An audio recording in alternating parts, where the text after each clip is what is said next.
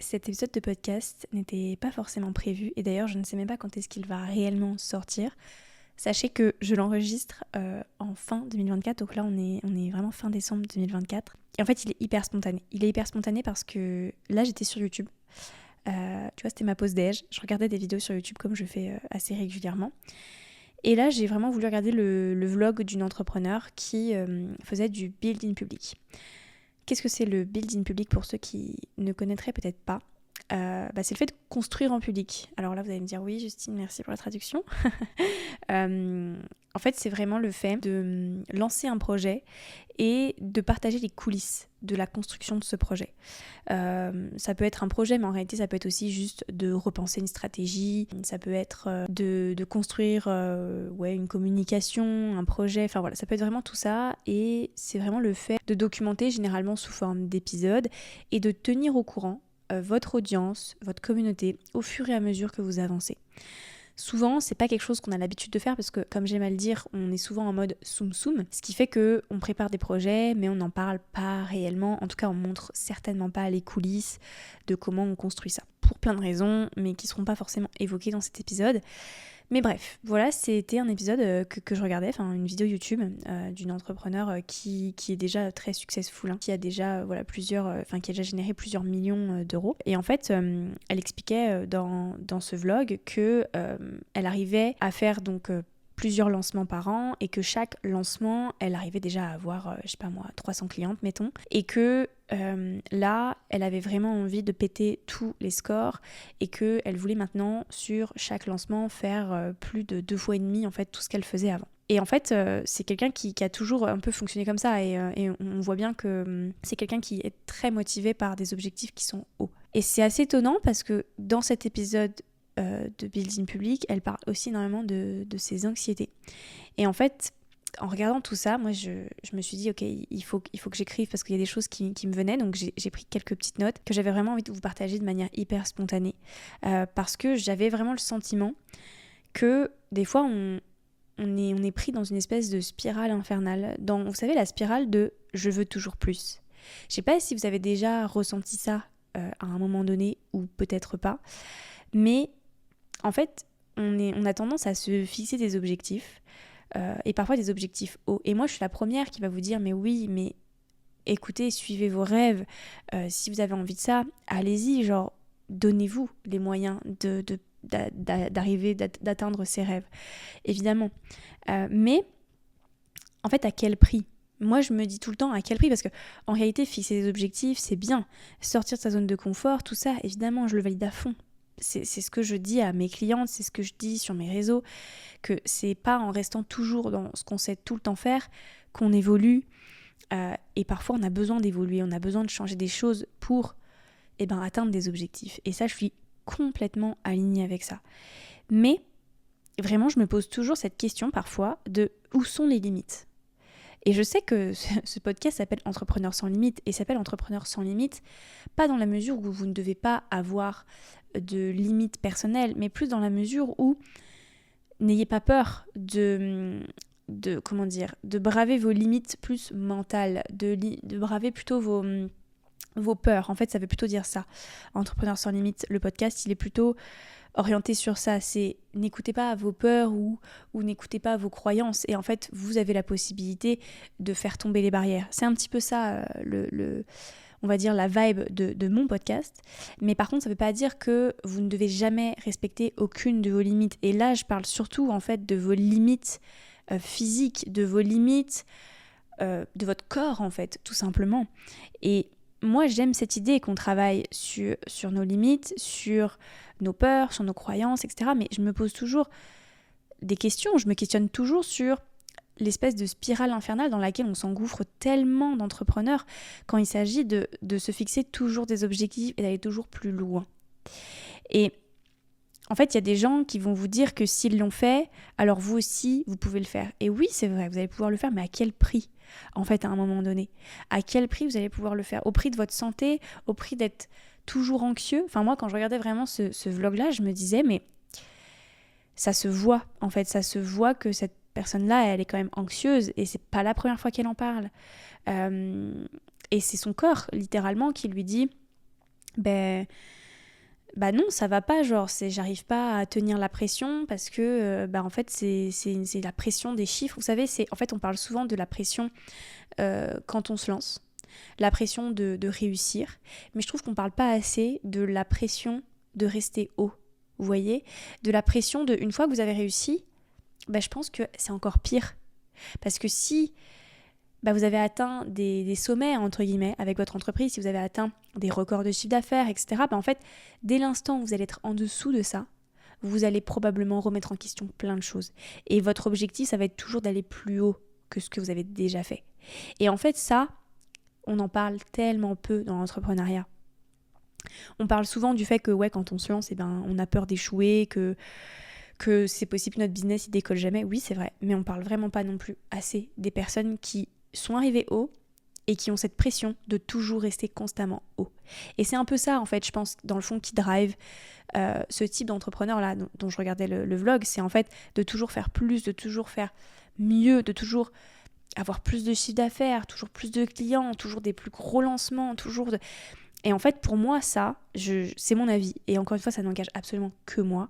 Mais pour moi, c'est une espèce de course infernale vers toujours plus de chiffre d'affaires, toujours plus de clients, toujours plus de followers. Mais pour moi, c'est surtout une course infernale vers un espèce de burn-out. Parce qu'en fait, dès l'instant où votre corps il vous fait comprendre des choses, c'est que il faut ajuster, c'est qu'il y a des choses à changer.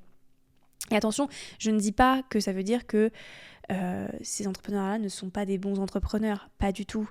Probablement que ils s'en rendent peut-être même pas 100% compte. Là, en l'occurrence, quand même, la personne se rend compte qu'elle est assez anxieuse, mais pour quelle raison elle reste fixée sur ses objectifs, puis pour quelle raison elle ne se pose pas, je ne sais pas en réalité, mais probablement que c'est lié, comme je vous disais, à la pression d'être toujours haut, en fait, de pas décevoir, en fait, de pas décevoir parce que vous avez atteint des sommets et que maintenant, si vous descendez, vous avez peur de ce qui peut se passer, en fait, que ce soit une descente aux enfers, alors qu'en fait, en réalité, on est tous humains.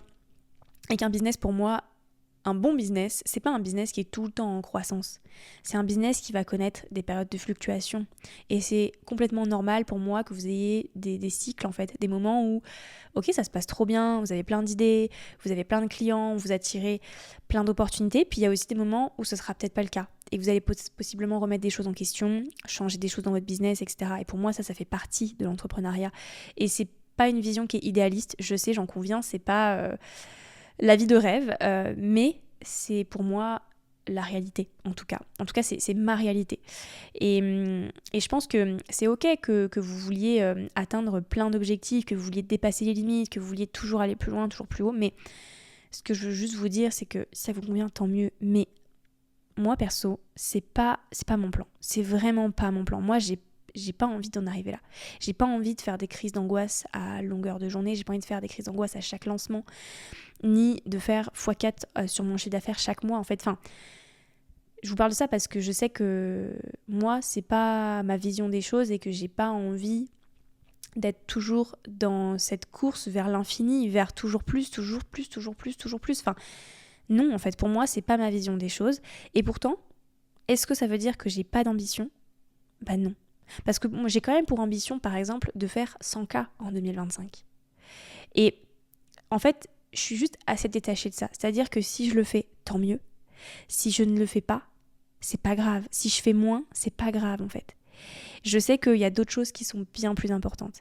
Et là, au moment où vous enregistrez cet épisode, c'est qu'on est aussi à la période de fin d'année où on voit les bilans de tout le monde, on voit effectivement qu'il y a des gens qui ont fait une année de malade d'un point de vue chiffre d'affaires, etc. Mais encore une fois déjà, gardez en tête qu'on vous montre qu'une partie de l'iceberg et qu'on vous montre pas potentiellement tout ce qu'il y a dessous. Et typiquement, ça en fait partie. Parce que faire des millions d'euros de chiffre d'affaires, mais être anxieux, être stressé à longueur de journée et probablement déclencher des problèmes de santé d'ici quelques années, en fait non, c'est pas la belle vie en réalité. Donc voilà, c'est essayer toujours de garder en tête que vous voyez le devant de la scène mais que vous voyez pas les coulisses, vous voyez pas ce qui se passe derrière. Donc c'est important d'avoir conscience de tout ça, et surtout ce qui est important, et c'est ce que je vais vous partager à travers cet épisode, c'est que vous avez le droit de pas vouloir ça. Ça fait pas de vous un entrepreneur mauvais, ça fait pas de vous un entrepreneur qui a pas d'ambition, pas du tout. En fait, vous avez le droit de choisir un business rentable, oui, mais vous avez le droit aussi de choisir un business rentable et sain, qui respecte votre nature, qui respecte votre écologie intérieure. Évidemment, vos chiffres, c'est vous qui les déterminez. Et vous avez le droit de vouloir de la croissance, de vouloir vous développer. Évidemment, c'est naturel, on a tous envie de se développer en tant qu'être humain. On n'aime pas rester au statu quo, ça c'est certain. Mais ce que je veux vous dire, c'est que écoutez aussi votre corps, parce que votre corps, il ment pas. Et que c'est bien de se poser la question de pourquoi est-ce que vous voulez aller plus loin ? Pourquoi est-ce que vous voulez faire plus ?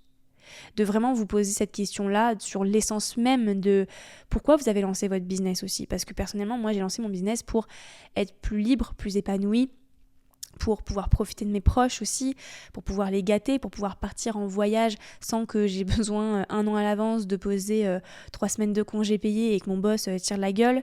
J'ai fait ça aussi effectivement pour être plus libre financièrement.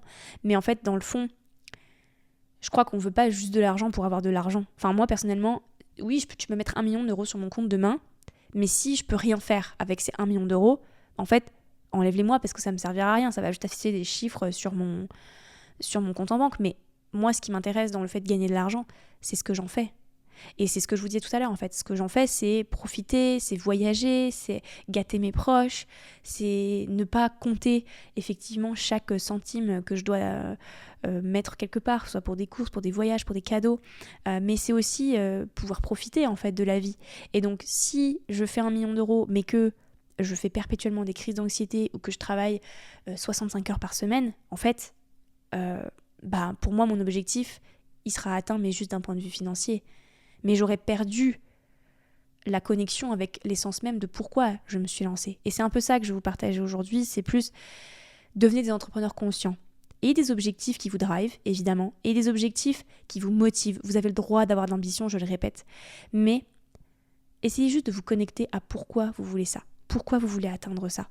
Et essayez d'être de plus en plus conscient au quotidien de votre corps, de vos ressentis, de tout ça, parce que c'est ça qui va vous aider, à mon sens, à vraiment devenir des entrepreneurs qui sont, oui, certes rentables, mais qui sont épanouis, qui sont bien dans leur peau et qui ne sont pas dans une espèce de course à l'aveugle, direction le burn-out, parce qu'il y en a beaucoup.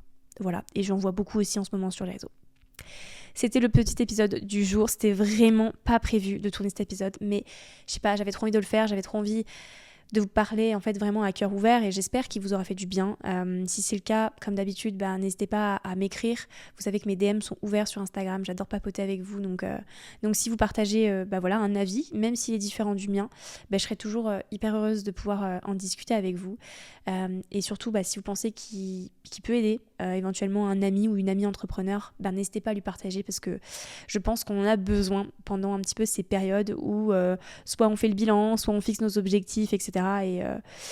Et ça fait du bien de se recentrer un petit peu sur l'essence même de qui on est, de ce qu'on veut et de ce à quoi on aspire. Je vous dis à la semaine prochaine. Merci d'avoir écouté cet épisode jusqu'au bout.